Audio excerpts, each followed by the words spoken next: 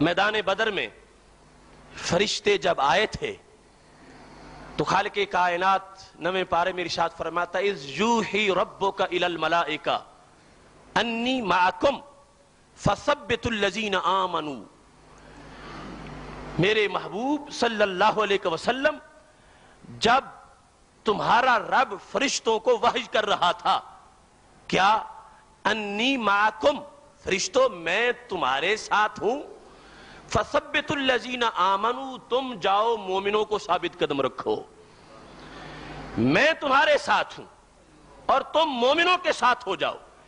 آج ایک تو یہ وہم پیدا کیا جا رہا ہے منصب الوہیت بیان کرتے ہوئے کہ الہی مددگار ہوتا ہے اور الہی مشکل کشا ہوتا ہے اور جو مدد کرے وہ الہ ہوتا ہے. اب میدان بدر میں فرشتے مدد کو آئے تھے. متعدد آیات اس بارے میں موجود ہیں. اگر جو مدد کرے وہ الہی ہوتا ہے تو کیا پھر فرشتوں کو الہ مان لیا جائے گا؟ مدد انہوں نے کی ہے. أَلَنْ يَكْفِيَكُمْ أَنْ يُمِدَّكُمْ رَبُّكُمْ بِثَلَاثَةِ آلَافٍ. محبوب یہ کافی نہیں ہے کہ اللہ 3000 فرشتوں کو مدد کے لیے بھیج دے. مدد کو آئے ہیں مدد کی ہے لیکن اس کے باوجود کیا ہوا؟ شرک نہیں ہے. اللہ فرماتا وَمَن نَصْرُ إِلَّا مِنْ عِنْدِ اللَّهِ. اگرچہ صحابہ کے ساتھ کھڑے ہو کے لڑتے فرشتے رہے ہیں لیکن مدد میری ہی ہے.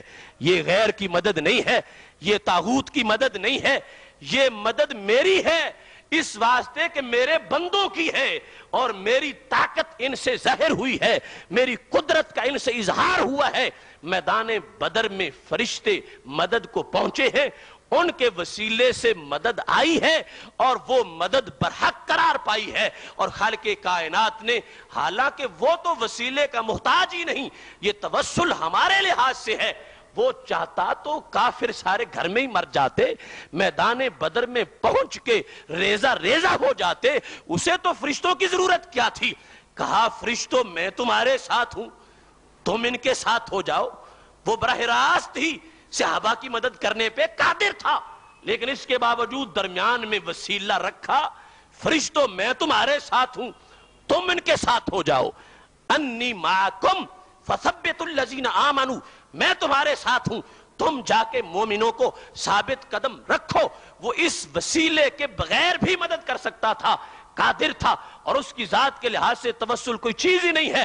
ہم محتاج ہیں کہ ہم اس کی ذات تک پہنچنے کے لیے وسیلے کے محتاج ہیں. خالق کائنات بالکل بلا واسطہ میدان بدر میں مدد کر سکتا تھا لیکن فرشتوں کو بھیج کے انہیں کہا تم ساتھ کھڑے ہو جاؤ تاکہ قیامت تک کے لیے یہ حقیقت واضح ہو جائے کہ جو میرے بندے ہیں ان سے مدد یہ غیر کی مدد نہیں ہوتی اور درمیان میں ان کا ہونا یہ شرک نہیں ہے. اس واسطے کہ میں نے خود اپنے فرشتوں کو اپنے بندوں کے درمیان ایسا ایک ذریعہ بنایا ہے کہ میرے بندوں کو میری مدد ان کے ذریعے سے پہنچ رہی ہے.